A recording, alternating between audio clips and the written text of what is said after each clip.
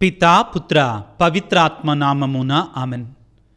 క్రీస్తునాథుని యందు మిక్కిలి ప్రియ సహోదరి సహోదరులారా, ఈ ఆగమన కాల సందేశానికి మిమ్మందరినీ ప్రేమతో ఆహ్వానిస్తున్నాను. ప్రియులకు దేవుని బిడ్డలారా, ఆగమన కాలాన్ని పురస్కరించుకొని క్రిస్మస్ పండగకి అనుసంధానంగా చాలామంది వ్యక్తులు, చాలా ప్రదేశాలు, సందర్భాలు సమ్మిళితమై ఉంటాయి. ఆ ప్రభు యొక్క రాకడని మనం సరిగా అర్థం చేసుకోవడానికి ఈ ప్రదేశాలు, ఈ వ్యక్తులు, ఈ సందర్భాలు మనకి ఎంతగానో దోహదపడతాయి, సహాయపడతాయి. ప్రియులారా, వాటిలో ఒకటి ఏమిటి అంటే, రానున్నటువంటి మెస్సయ్య జన్మించబోయేటువంటి ఆ పట్టణం, ఆ గ్రామం, అదే బేత్లెహేము. ఈ బేత్లెహేము గురించి మనం బైబిల్ గ్రంథంలో చాలా సందర్భాలలో చదువుకుంటాం. కానీ ఈ బేత్లెహేముకి ప్రత్యేకమైనటువంటి స్థానం ఏ విధంగా వచ్చింది అంటే, లోకరక్షకుడైనటువంటి యేసు భగవానుడే ఆ గ్రామములో జన్మించటం ద్వారా. లూకా సువార్త 2వ అధ్యాయము 4వ వచనం నుండి చదువుకుంటే ఈ విధంగా రాయబడి ఉంటుంది. యోసేపు దావీదు వంశస్థుడైనందున, ప్రతి పదం ముఖ్యం ప్రియులారా. లూకా 2:4 చదువుతున్నాను. యోసేపు దావీదు వంశస్థుడైనందున గలిలియా సీమలోని నజరేతు నుండి యూదియా సీమలో ఉన్న దావీదు గ్రామమగు బేత్లెహేమునకు జనాభా లెక్కలలో తమ పేర్లు చేర్పించుకొనుటకై తన భార్యయు గర్భవతియునైన మరియమ్మను కూడా వెంటబెట్టుకుని వెళ్ళెను. చాలా సందర్భాలలో ఈ పేరును మనం బెత్లెహేం అని పలుకుతుంటాం. ముందుగా మనం బేత్లెహేము అంటే అర్థం ఏంటి, బెత్లెహేము అంటే అర్థం ఏంటి తెలుసుకోవడానికి ప్రయత్నం చేద్దాం. ఎటిమలాజికల్గా పదాన్ని గురించి తెలుసుకునేటప్పుడు దాని పూర్వపరాలు తెలుసుకోవాలంటే, ఈ బేత్లెహేం అనేటిది రెండుగా విభజించబడింది. రెండు పదాల యొక్క కలయిక. బేత్ అంటే ఇల్లు, నివాసము అని అర్థము, నివాస స్థలము అని అర్థము. బేత్ అంటే ఇల్లు అని, కానీ దానికంటే ఎక్కువగా నివాస స్థలము అని అర్థము. తరువాత లేహెం అంటే అన్నము, భోజనము. కొంతమంది రొట్టె అని కూడా అంటుంటారు. కారణం ఏంటంటే, ఇశ్రాయేలు ప్రజలు అన్నం అంటే వరి అన్నం తినరు కదా, గోధుమ అన్నం కూడా తినరు. ఎక్కువగా గోధుమలు రొట్టెగా మార్చుకొని తింటారు. కాబట్టి రొట్టెల గృహము, భోజన గృహము, అన్నము గృహము అని అర్థము. చక్కటి పేరు కదా, చక్కటి అర్థం కదా. కాబట్టి దీన్ని ఏ విధంగా పలకాలి అంటే బేత్లెహేము. ఈ సందర్భంగా ప్రారంభంలోనే మీకు ఇంకొక పదాన్ని చెప్పాలనుకుంటున్నాను. ఏమిటి అంటే బేతేల్ అంటే ఏమిటి? దేవుని నివాసము. బేత్ అంటే నేను చెప్పాను ఏంటి, నివాసము, గృహము, నివాస స్థలము అని అర్థం. ఏల్ అంటే గాడ్ అని అర్థం ప్రియులారా, హీబ్రూ భాషలో. కాబట్టి పాత నిబంధన గ్రంథంలో దేవుడు ఈ బేతేలు అనేటువంటి స్థలములో అబ్రహాము, ఇజ్రాయేల్ అంటే యాకోబుకి దర్శనాన్ని ఇవ్వడం మనం చూస్తాం. అది దైవ నిలయము, స్వర్గద్వారము అని చెప్పటాన్ని వింటాం. ఇది దేవుడి నివాసం ఉండే స్థలము అని చెప్పటాన్ని మనం చూస్తాం. ఈ పదాన్ని నేను ఎందుకు తీసుకున్నాను అంటే, బెత్లెహేం అనేటువంటి ఆ గ్రామం పేరు, ఆ పట్టణం పేరు, యేసుప్రభు జన్మించినటువంటి ఆ బెత్లెహేము యొక్క అర్థాన్ని మనం తెలుసుకోవడానికి బేతేలు అంటే దైవ నిలయం, దేవుని నివాసము, దేవుని యొక్క గృహము అనేటి అర్థాన్ని మీకు చూపిస్తున్నాను. సో బేత్లెహేము అంటే భోజన గృహము, ఆహార గృహము. వాళ్ళు రొట్టెలు తింటారు కాబట్టి కొంతమంది దాన్ని రొట్టెల గృహము అంటారు. అయితే దీనిని మనం క్రీస్తు ప్రభువుకు అన్వయించుకుంటే, యేసు ప్రభు ఎక్కడ జన్మించాడు? రొట్టెల గృహము.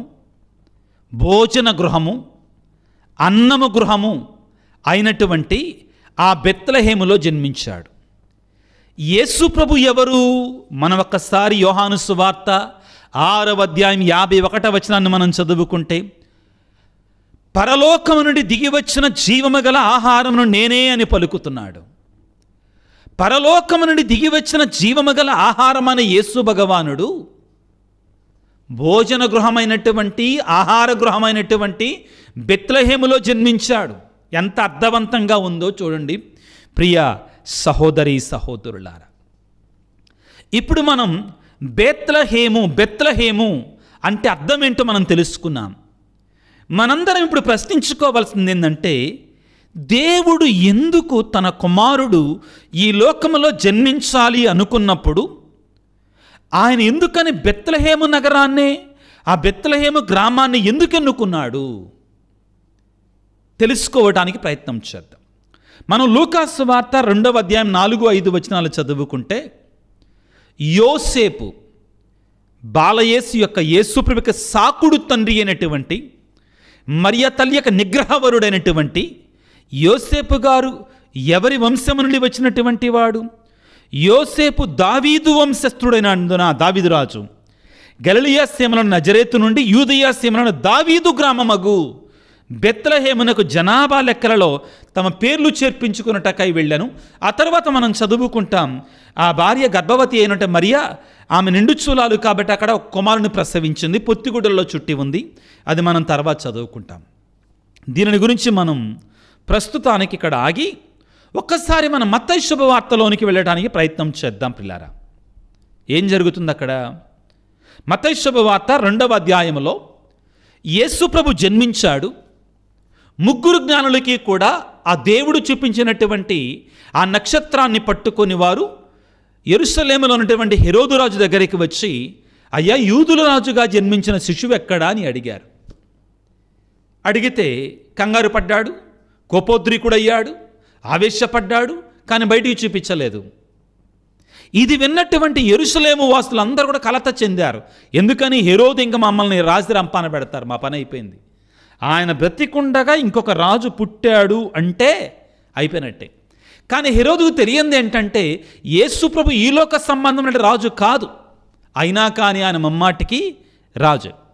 ఈ 3 జ్ఞానులు కూడా ఈ యొక్క హెరోదుని యూదుల రాజుగా పుట్టిన శిశువెక్కడా అని అడిగినప్పుడు అతనికి తెలియలే. కాబట్టి ఆ రాజ్యంలో ఉన్నటువంటి శాస్త్రులను, జ్ఞానులను పిలిపించి, యూదుల రాజుగా పుట్టబోయే శిశువు ఎక్కడ జన్మిస్తాడు అని ఆయన వాకబు చేస్తే, వారు గ్రంథాలని, ప్రవక్తల ప్రవచనాలని కూడా వారు కూలంకుశంగా చదివి వాళ్ళు ఏం చెప్పారో వినండి పిల్లారా.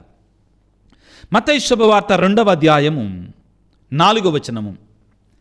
అంతటా రాజు ప్రధానార్చకులను, ధర్మశాస్త్ర బోధకులను సమావేశపరిచి, క్రీస్తు ఎచ్చట జన్మించును అని ప్రశ్నించను. యూదియా సీమ యందలి బెత్లెహేమునందు అని వారు సమాధానమిచ్చరి. యూదియా సీమ యందలి బెత్లెహేమా, నీవు యూదియా పాలకులలో ఎంత మాత్రమును అల్పమైన దానవ కావు. బెత్లెహేము గురించి చెప్పినటువంటి అత్యంత ఉత్తమమైనటువంటి సర్వోత్కృష్టమైన పదాలు ప్రియులారా. యూదియా సీమ యందలి బెత్లెహేమా, నీవు యూదియా పాలకులలో ఎంత మాత్రము అల్పమైన దానివి కావు. బెత్లెహేమా రాయటం కూడా బెత్లెహేమే అని రాయబడి ఉందండి బైబిల్లో కూడా. మనకు అలవాటు అయిపోయింది బెత్లెహేం బెత్లెహేం బెత్లెహేం అంటాం. యాక్చువల్గా ఆ పదం బెత్లెహేము. నీవు యూదియా పాలకులలో ఎంత మాత్రమును అల్పమైన దానవు కావు. ఏలయన నా ఇశ్రాయేలు ప్రజలను పాలించు నాయకుడు నీలో నుండి వచ్చును.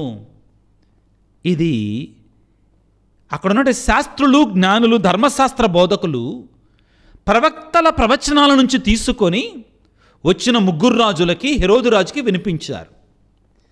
ఇంతకీ ఈ పదం ప్రవక్తల ప్రవచనాలు ఎక్కడ ఉంది అంటే బెత్లెహేం అనే పదం ప్రియులారా. మీకా ప్రవక్త రాసిన గ్రంథము 5వ అధ్యాయము 2వ వచనం ఈ విధంగా సెలవిస్తుంది. ప్రభువిట్లనుచున్నాడు, బెత్లెహేము ఎఫ్రాతా, నీవు యూదా నగరంలో మిక్కిలి చిన్నదానవు, కానీ ఇశ్రాయేలు పాలకుడు నీ నుండియే ఉద్భవించును. అతని వంశము పురాతన కాలమునకు చెందినది. వినండి ప్రియులారా, ఏమంటున్నాడు? నీవు యూదా నగరములలో మిక్కిలి చిన్నదానవు, మామూలు చిన్నదే కాదండి, మిక్కిలి చిన్నదానవు అయినను ఇశ్రాయేలు పాలకుడు నీ నుండియే జన్మించును. ఆ పదాన్ని గుర్తుపెట్టుకోండి ఒకసారి, మరలా మనం దాని దగ్గరికి వద్దాం. యూదా పాలకులలో, యూదా నగరములలో బెత్లెహేము ఎఫ్రాతా, యూదా నగరంలో నీవు మిక్కిలి చిన్నదానవు అయినను ఇశ్రాయేలు పాలకుడు నీ నుండి ఉద్భవించును. క్రీస్తు ప్రభు జన్మించటానికి సుమారుగా 800 సంవత్సరాల క్రితం ఈ మీకా ప్రవక్త జీవించాడు పిల్లారా. అస్సిరియా రాజ్యము సమరియాని కైవసం చేసుకోకముందు ఈ ప్రవక్త ప్రవచనాలు పలికాడు. ప్రజలు మారు మనసు పొందాలి అని పలుకుతూనే మెస్సయ్య రాకడ గురించి మీకా ప్రవక్త చాలా స్పష్టంగా సందేశాన్ని అందించాడు. ఇక్కడ మనం చదువుకున్న వాక్యములు 2 పదాలు వినపడుతున్నాయి. ఏమిటి? ప్రభు ఇట్లా అనుచున్నాడు. మీకా గ్రంథం 5వ అధ్యాయం 2వ వచనము. బేత్లెహేము ఎఫ్రాతా 2 పదాలు ఉన్నాయి. ఏంటి?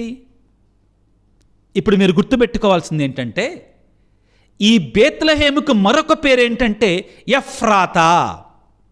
ప్రారంభంలో ఎఫ్రాతా అని పిలిచేవాళ్ళు. దానికి ఇంకొక పేరు ఉంది. కొంచెం మనసును లగ్నం చేసి వినడానికి ప్రయత్నం చేయండి. అదేమిటి అంటే షీలో. షీలో అనే పేరు ఉంది పిల్లారా ఈ బెత్లెహేము నగరానికి. అంటే అర్థం ఏమిటి అంటే, ఆ ప్రదేశం మెస్సయ్య జన్మించే స్థలము. The one who is to come, who is to come, రానున్నటువంటి మెస్సయ్య జన్మించే స్థలము. ఎవరైతే మన కొరకే రాబోతున్నాడో ఆయన జన్మించే స్థలము. షీలో అంటే ఆ రానున్నటువంటి వాడు జన్మించేటువంటి స్థలం. ఆ పేరులోనే ఆ అర్థం ఉంది ప్రియులారా. ఆదికాండము 35వ అధ్యాయం 19వ వచనములో ఇశ్రాయేలు యాకోబు భార్య అయినటువంటి రాహేలు మరణించినప్పుడు ఆమెను సమాధి చేసినటువంటి స్థలాన్ని గురించి మనం వింటాం. ఒకసారి ఆ వాక్యాన్ని చదువుకోవడానికి ప్రయత్నం చేద్దాం. మనందరికీ తెలిసినట్లుగా యాకోబుకి అంటే ఇశ్రాయేలుకు మరొక పేరు ఆయనకి 12 మంది పిల్లలు. ఆ 12 మంది పిల్లలే 12 గోత్ర నాయకులు. వారిలో బెన్యామీను ప్రియులారా చిన్నవాడు, రాహేలుకు పుట్టినటువంటి వాడు. ఈ బెంజమీనుకి జన్మనిస్తూ రాహేలు చనిపోయింది. వాక్యాన్ని చదువుకుంటే ఆదికాండం 35వ అధ్యాయం 19వ వచనంలో ఆ విధముగా రాహేలు మృతి పొందెను. ఏ విధముగా? అంతకుముందు వాక్యాలు చదువుకుంటే, వారు బేతేలు నుండి బయలుదేరి, శ్రద్ధగా వినండి, ఎఫ్రాతాకు కొంచెము దూరమ ఉండగానే రాహేలు నొప్పులు పడెను. పురిటి నొప్పులండి. వారు బేతేలు నుండి బయలుదేరి, బేతేలు అంటే మనం ఏమని చెప్పుకున్నాం? దేవుని నివాసము చెప్పాను ముందుగానే. ఎఫ్రాతాకు కొంచెము దూరమున ఉండగానే రాహేలు నొప్పులు పడెను. ఆమెకు ప్రసవ వేదన సందర్భం దుర్భరముగా ఉండెను. ఆమె నొప్పులొచ్చే బాధపడుచున్నప్పుడు మంత్రస్థాని భయపడకము, నీకు మరొక కొడుకును దేవుడు ప్రసాదించబోతున్నాడని పలికెను. ప్రాణములు పోవుచున్నప్పుడు చివరి ఊర్పు విడిచుచు రాహేలు కొడుకునకు బోనోని అని పేరు పెట్టాను. కానీ అతని తండ్రి అతనికి బెన్యామీను అని పేరు పెట్టాను. చెప్పాను ప్రారంభంలోనే. ఇదంతా కూడా ఆదికాండం 35వ అధ్యాయం 16, 17, 18 వచనాలు. 19వ వచనానికి మనం ఇప్పుడు వస్తున్నాం పిల్లరా. ఆ ప్రాణం పోతుంది, ప్రాణం పోయింది. ఈ విధముగా రాహేలు బెంజమీనునికి జన్మనిస్తూ మృతి పొందెను. ఆమెను ఎఫ్రాతాకు పోవు బాట ప్రక్కన పాతిపెట్టిరి. ఈ ఎఫ్రాతాయే బెత్లెహేము. కాబట్టి పిల్లరా, బైబిల్ గ్రంథంలో ఈ బెత్లెహేము పేరు చెప్పినప్పుడు కొన్నిసార్లు బెత్లెహేము ఎఫ్రాతా అని పలుకుతారు. 2 పేర్లు కూడా కలిపి పలుకుతూ ఉంటారు. మనం గుర్తుంచుకోవాల్సింది ఏంటంటే, ఈ బెత్లెహేం ప్రియులారా దేవుడు అబ్రహాముకు దర్శనమిచ్చినటువంటి, యాకోబుతో దర్శనమిచ్చినటువంటి ఆ బేతేల్ అనేటి ప్రాంతానికి దూరంగా ఉన్నట్టు ప్రదేశం కాదు, చాలా చేరువలో ఉన్నటువంటిది ఈ బేతేల్ అనేటువంటిది. మనకెలా తెలుస్తుంది? ఆదికాండం 35వ అధ్యాయం 16వ వచనంలో వారు బేతేలు నుండి బయలుదేరి ఎఫ్రాతాకు కొంచెము దూరముగా ఉండగానే, ఇప్పుడు ఏమంటారంటే బేతేలు యెరూషలేం కాదండి, కొంతమంది పొరపడతారు. బేతేలు యెరూషలేము నుండి 10 మైళ్ళు దూరంలో ఉంటుంది సుమారుగా. అది బేత్లెహేముకి ఇంకా దగ్గరగా ఉంటుంది. ఎందుకంటే మనం యెరూషలేము దాటి బెత్లెహేముకి వెళ్తామండి. ఇజ్రాయెల్ దేశంలో మనం, అది పాలస్తీనాలో ఉంటుంది బెత్లెహేము నగరం. మనం అక్కడికి వెళ్తే మనం చూసేది ఏంటంటే యేసు ప్రభు జన్మించినటువంటి నేటివిటీ చర్చ్ ఇజ్రాయెల్ దేశానికి వెళ్ళే వాళ్ళకి సమాచారం. అదేవిధంగా అక్కడ ఆ గొల్లలు పాడినటువంటి గీతాలు, దేవుని యొక్క దూతలతో పాడినటువంటి గీతాలు పాడినటువంటి గ్లోరియా ఇన్ ఎక్సెల్సెస్ దేయి, ఆ గొల్లలకి దర్శనమిచ్చినటువంటి స్థలము, ఇవన్నీ మనం చూస్తాం ప్రియులకు దేవుని బిడ్డలారా. కాబట్టి బెత్లెహేమ్ అన్నా ఎఫ్రాతా అన్నా కానీ పేరు ఒకటి. ఉదాహరణకి విజయవాడకి అంతకుముందు బెత్సవాడ అని పిలిచేవాళ్ళు. ఆ విధంగానే రాజమండ్రి రాజమహేంద్రవరం అని అంటారు. ఈ విధంగా 2 పేర్లుగా మనం భావించాలి, అర్థం చేసుకోవాలి. ఇప్పుడు మనం ప్రియులారా ముఖ్యమైనటువంటి మాటను చదువుకోబోతున్నాం. యాకోబుకి 12 మంది గోత్రీకుల బిడ్డలు ఉన్నారు. 12 మంది బిడ్డలు, కుమారులు, వాళ్ళే గోత్ర నాయకులు. వాళ్ళల్లో యూదా గురించి ప్రవచనాలు చాలా గొప్పగా ఉంటాయి. వాక్యాన్ని విందాం ప్రియులారా. ఆదికాండము 49వ అధ్యాయము. ఆదికాండము 49వ అధ్యాయం. హక్కుగల రాజు వచ్చు వరకు సకల జాతుల వారు విధేయులై ఉండు వరకు రాజదండము యూదా చేతి నుండి జారిపోదు, రాజధ్వజము అతని సంతతి నుండి తొలగిపోదని పలుకుతున్నాడు. యాకోబు మరణానికి దగ్గరయ్యాడు. ఒక్కొక్క కొడుకును పిలిచి వాళ్ళ మీద దీవెనలు ఇస్తున్నాడు, ఆశీర్వాదాలు పలుకుతున్నాడు. యూదా దగ్గరికి వచ్చిన తర్వాత ఈ విధంగా అంటున్నాడు. ఏమంటున్నాడంటే, హక్కుగల రాజు వచ్చు వరకు సకల జాతుల వారు నీకు విధేయులై ఉంటారు. హక్కుగల రాజు ఎవరు? The one who is to come, Shiloh అని చెప్పాను కదా ప్రియులారా. అంటే Messiah, the one who is to come, the one to whom it belongs. ఈ పదాలన్నీ కూడా ఉన్నాయి మెస్సయ్యా గురించి పలికిన మాట. హక్కుగల రాజు వచ్చే వరకు ఎప్పుడండి ఇది? ఆదికాండంలోనే ప్రియులారా క్రీస్తు ప్రభు గురించి మాట్లాడుతున్నారు. ఎక్కడ పుట్టబోతున్నాడో పలుకుతున్నారు ప్రియులారా. ఆదికాండం 49వ అధ్యాయము 8వ వచనం నుంచి చదువు. యూదా, నీ సోదరులు నిన్ను ప్రశంసింతురు. యూదాకి దీవెనలు ఇస్తున్నాడు. నీవు పగవారిని ఎదుర్కొని వారి మెడలు విరుతువు, తోబుట్టిన వారు నీ ముందు సాగిలపడుదురు. యూదా, నీవు సింహపు పిల్లవు, వేటాడి విడిదిని తిరిగి తెచ్చుదువు. నీవు సింహము వలె పొంచి నేలపై పరుండెదవు. సింహమును నిన్ను రెచ్చగొట్టగల సాహసి ఎవడు అని పలికి, హక్కుగల రాజు వచ్చు వరకు సకల జాతుల వారు విధేయులై ఉండు వరకు రాజదండము యూదా చేతి నుండి జారిపోదు.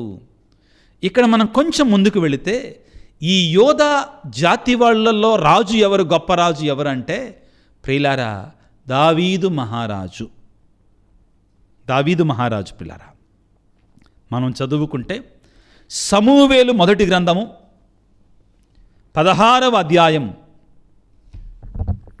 సమూవేలు మొదటి గ్రంథం 16వ అధ్యాయంలో ఈ దావీదు మహారాజు యొక్క స్వగ్రామం ఏంటో మనకు తెలుస్తుందండి.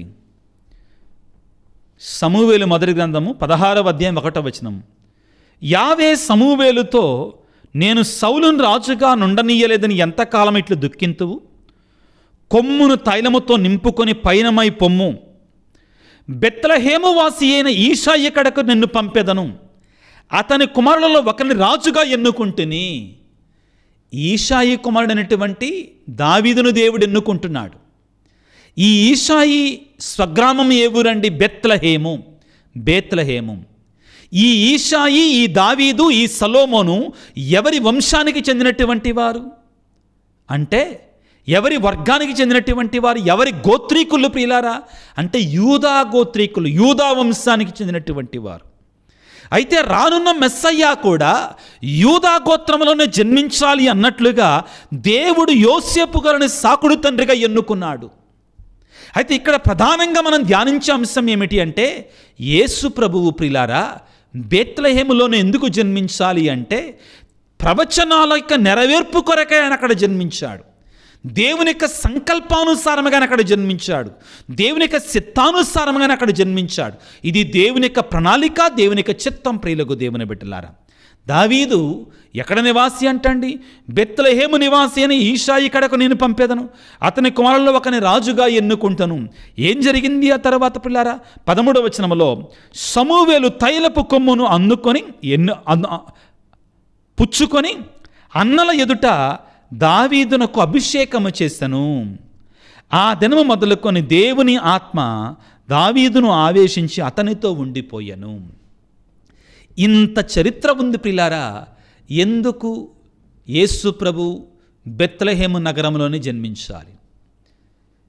ఇదిగో ప్రవచనాలు పలికినట్లుగా, మీకా గ్రంథము 5వ అధ్యాయంలో పలికినట్లుగా, పుట్టబోయేటువంటి అతను బెత్లెహేములో జన్మించబోతున్నాడు. ఎందుకని బెత్లెహేములో అంటే, తన పితామహుడైనటువంటి దావీదు యొక్క గ్రామం అది. అది వంశం యొక్క గ్రామం అది. అది జన్మస్థలం. ప్రియులకు దేవుని బిడ్డలారా, తన పూర్వీకులు గోత్రీకులు యొక్క జన్మస్థలం. ప్రియులారా, దేవుడు వాగ్దానం చేసినట్లుగా అతను ఆ యెరూషలేములోనే జన్మించాలి. ఇది దేవుని యొక్క ప్రణాళిక అని మనం గుర్తుంచుకోవాలి. అయితే ప్రియ సహోదరి సహోదరులారా, మనం ఇంకొక అడుగు ముందుకు వేస్తే 2వ సమూయేలు గ్రంథము 7వ అధ్యాయం 12, 13, 14 వచనాలు మనం చదువుకుంటే, దావీదుని బెత్లెహేమునందు రాజుగా ప్రకటించటాన్ని మనం చూస్తాం. రాజుగా ఎన్నుకోవటాన్ని మనం చూస్తాం. కాబట్టి ఈ బెత్లెహేము నగరానికి, దావీదు వంశానికి, యూదా గోత్రానికి ప్రత్యేకమైన సంబంధం ఉంది. క్రీస్తు పుట్టుకకి ఆనవాళ్ళు అక్కడి నుంచే ఉన్నాయి పిల్లలు. ఇక్కడ మనందరం గుర్తుంచుకోవాల్సింది ఏమిటి అంటే, బెత్లెహేము నుండి మనం నేర్చుకోవాల్సిన సందేశం ఏంటి అంటే, మీకా గ్రంథములో 5వ అధ్యాయం 2వ వచనంలో మనం చదువుకున్నట్లుగా, నీవు యూదా పట్టణములన్నిటిలో కూడా చిన్నదానవు. యూదా అనే పేరు, దావీదు అనే పేరు, యేసయ్య పేరు, ఇవన్నీ కూడా చాలా రిలేటెడ్ అండి ఒకటి దానికొకటి. మీకా గ్రంథము 5వ అధ్యాయం 2వ వచనంలో, బెత్లెహేము ఎఫ్రాతా, నీవు యూదా నగరంలో మిక్కిలి చిన్నదానవు. ఇది మనకి ఈరోజు ధ్యానాంశం ప్రియులారా. దేవుడు ఆ మిక్కిలి చిన్నదాన్ని ఎన్నుకొని సర్వశక్తిమంతుడైన తన కుమారుని ఆ చిన్నదాని గుండా పంపిస్తున్నాడండి. అంటే నీకు నాకు దేవుడు ఏమి నేర్పిస్తున్నాడు? ప్రియమైన బిడ్డ, దేవుడు ఏ విధముగా ఆ చిన్నదైనటువంటి, ఒక రకంగా వాళ్ళ దృష్టిలో ఆ రోజుల్లో హెరోదసలా in his wildest dreams he has never thought that Messiah would be born in Bethlehem. అసలు వాళ్ళ యొక్క కలలో కూడా వాళ్ళు ఊహించి ఉండరండి, యేసు ప్రభు ఆ చిన్న గ్రామంలో రాబోయే మెస్సయ్య లోకరక్షకుడు అక్కడ పుడతాడని. ఆయన ఎన్నుకున్నదంతా కూడా ప్రజల చేత చిన్నదిగా, పనికిరానిదిగా, అల్పమైనదిగా పరిగణించబడినటువంటి వాటిని ఆయన ఎన్నుకున్నాడు. ఆయన ఎన్నుకుంది ఒక పశువుల కొట్టం, ఆయన ఎన్నుకుంది ఒక వడ్రంగి ఇల్లు, ఆయన ఎన్నుకుంది అల్పమైనటువంటి బెత్లెహేము. ఇవన్నీ కూడా మనకి ఏమి నేర్పిస్తున్నాయి బిడ్డలారా? దేవుని దృష్టిలో కొన్నిసార్లు అల్పమైనది అధికమైనదిగా ఉంటుంది. ఆయన చిన్నదాన్ని ఎన్నుకొని గొప్పదానిగా చేస్తాడు. ఒక నత్తివాణ్ణి ఎన్నుకుంటాడు, మోషేని. ఒక పిల్లవాడిని ఎన్నుకుంటాడు, ఇర్మియాని. ఒక గొల్లవాడిని ఎన్నుకుంటాడు, దావీదుని. అది ఆయన ఎన్నుకునే రీతి ప్రియులకు దేవుని బిడ్డలారా, అది ఆయన పద్ధతి. ఒకవేళ నీవు ఈ వాక్యాన్ని వింటుండగా, నాదేముందులే, నేను పనికిరాని దాన్ని, దేవుని సన్నిధిలో నేను సేవ చేయడానికి అర్హుణ్ణా, యోగ్యుణ్ణా అనుకుంటున్నావా? దేవుడు ఈరోజు నేను తోటి మాట్లాడుతున్నాడు. ప్రియమైన బిడ్డ, నా జన్మస్థానముగా, నేను పుట్టబోయేటువంటి గ్రామముగా, యూదా గ్రామములన్నిటిలో కూడా, యూదా పట్టణంలో అత్యంత అల్పమైనటువంటిదైనటువంటి, అత్యంత చిన్నదైనటువంటి, అది అక్కడ వ్రాయబడినట్టు మిక్కిలి చిన్నదైనటువంటి బెత్లెహేమును నేను ఎన్నుకోలేదా? దాన్ని నా యొక్క జన్మస్థానముగా ఎన్నుకోలేదా? ఇది సందేశం పిల్లారు. ఈనాడు బెత్లెహేము మీద మనం ధ్యానం చేస్తుండగా, భోజన గృహము, ఆహార గృహము, రొట్టెల గృహమైనటువంటి ఆ గృహములో ఇదిగో సకల మానవాళికి కూడా ఆహారాన్ని ఇచ్చేటువంటి, సకల మానవాళికి తన శరీర రక్తాలను భోజనంగా ఇవ్వబోయేటువంటి మెస్సయ్య ఈ ఆహార గృహమైనటువంటి బెత్లెహేములో, ఈ భోజన గృహమైనటువంటి బెత్లెహేములో, ఈ రొట్టెల గృహమైనటువంటి బెత్లెహేములో జన్మిస్తున్నాడు. ఇశ్రాయేలు ప్రజల యొక్క కనుదృష్టిలో చూస్తే, ఇశ్రాయేలు ప్రజల యొక్క ఊహల ప్రకారం చూస్తే బెత్లెహేమ అక్కడి నుంచి ఎవరు వస్తారు? యోహాను సువార్తలో నజరేతు నుండి ఏదైనా మంచి రాగలదా? మీకందరికీ చెప్పాలి ఈ సందర్భంగా ప్రియులారా, నజరేతు, కఫర్నాము ఈ ప్రాంతం అంతటా కూడా సెటిలర్స్ ఉండేదండి ఆ రోజుల్లో. చేపలు పట్టేటువంటి వాళ్ళు, ఇటువంటి వాళ్ళు ఉండేటువంటి వారు. దేవుడు ఎన్నుకుంది నజరేతు ద్వారా తన పరిచర్యని, కఫర్నాము ద్వారా తన పరిచర్యని ప్రారంభించలేదా? యెరూషలేము దగ్గరనే ఉంటుంది బెత్లెహేము, అక్కడ యెరూషలేములో ప్రారంభించలా తన పరిచర్య? ఇక్కడ ప్రారంభించాడు. పేదలు ఉండే ప్రాంతంలో ప్రారంభించాడు. ఇది మామూలు సందేశం కాదు ప్రియరా. బెత్లెహేము మీద ధ్యానం. ఆహారపు గృహము, రొట్టెల గృహము, భోజన గృహము, సకల మానవాళికి ఆహారమైనటువంటి, జీవాహారమైనటువంటి యేసయ్య అదిగో ఆ చిన్నదైనటువంటి, ఆ అల్పమైనటువంటి, లోక దృష్టిలో చూస్తే ఇక్కడేముంటుందిలే అని అనుకునేటువంటి అక్కడ జన్మిస్తున్నాడు. మనందరికి ఒక పాఠాన్ని నేర్పిస్తున్నాడు. దేవుని దృష్టిలో లోకానుసారముగా, లోకపు మనుషుల ప్రకారం చిన్నగా ఉన్నది దేవుని దృష్టిలో గొప్పగా ఉంటుంది. బిడ్డలారా, నీవెప్పుడు అనుకో మాకు నాదేముందులే, నేనెంత అనుకో మాకు. చెప్పాను కదా, ఒక నత్తివాణ్ణి ఎన్నుకున్నాడు, ఒక పొట్టి జక్కయ్యని ఎన్నుకున్నాడు, ఒక చేపలు పట్టేటువంటి వాళ్ళని ఎన్నుకున్నాడు, ఒక గొర్రెల కాసుకునే దావీదుని ఎన్నుకున్నాడు. నిన్నెందుకు ఎన్నుకోకూడదు? నీ జీవితాన్ని ఎందుకు మార్చకూడదు? నీ ద్వారా ఆయన మహిమను ఎందుకు పొందుకోలేడు? ప్రియులకు దేవుని బిడ్డలారా, దేవుడు ఎన్నుకుంటాడు. బెత్లెహేము నేర్పించే సందేశం ఇదే. 1 కొరింథీ పత్రిక 1వ అధ్యాయం 27వ వచనంలో ప్రియులారా ఏమంటాడు? ప్రియులారా, లోకము చేత అప్రధానమైనటువంటిదిగా, ముఖ్యము కానిదిగా భావించబడేటువంటి, జ్ఞానహీనులుగా భావించబడేటువంటి వారిని దేవుడు ఎన్నుకుంటాడు. ఎన్నుకున్నాడు అంటాడు పౌలు గారు. లూకాసు వార్త 1వ అధ్యాయం 52వ వచనంలో మరియ తల్లి గర్వాత్ములను అణగదొక్కి దీనులను లేవనెత్తుతాడు యేసయ్య, ఆ రానున్న మెస్సయ్య అని పలుకుతున్నాడు. ప్రియులకు దేవుని బిడ్డలారా, నీవు నేను కూడా ఈ రోజున ఈ బెత్లెహేము నుండి ఎన్నో సందేశాలు నేర్చుకోవాలి. బెత్లెహేములో ప్రియులారా ఎక్కువగా గొల్లలు ఉండేటువంటి ప్రాంతం అది, గొర్రెల కాపరులు ఉండేటువంటి ప్రాంతం అది. కాబట్టి దేవుని యొక్క దూత ఆ కాలంలో అక్కడ చలి కాచుకుంటున్నటువంటి గొల్లవాళ్ళ దగ్గరికి వెళ్ళి దేవుని యొక్క సందేశాన్ని ఇచ్చారు. గొల్లవాళ్ళు ఆనాటి ప్రజల యొక్క దృష్టిలో చూస్తే జ్ఞానహీనులుగా కనబడేటువంటి వారు. అయినను దేవుడు తన సందేశాన్ని తెలియజేయటానికి గొల్లలను ఎన్నుకున్నాడు. కానీ ఆయనే ఏమంటాడంటే, నేను మంచి కాపరిని, మంచి కాపరి తన గొర్రెల కొరకే తన ప్రాణాన్ని పెడతాడన్నాడు. గొల్లలను ఎన్నుకున్నాడు. పిల్లారా,